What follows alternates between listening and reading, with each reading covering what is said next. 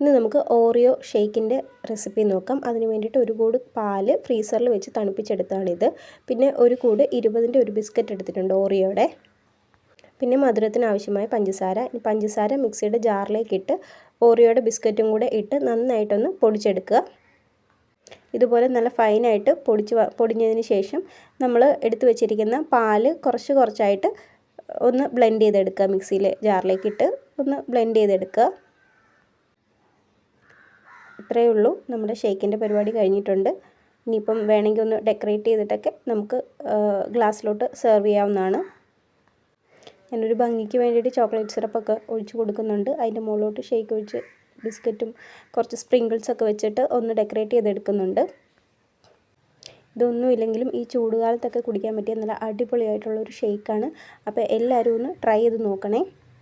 ഞാനെടുത്ത വീഡിയോസൊക്കെ ഇഷ്ടപ്പെടുന്നുണ്ടെങ്കിൽ ചാനൽ ഒന്ന് സബ്സ്ക്രൈബ് ചെയ്യണേ. Okay, thank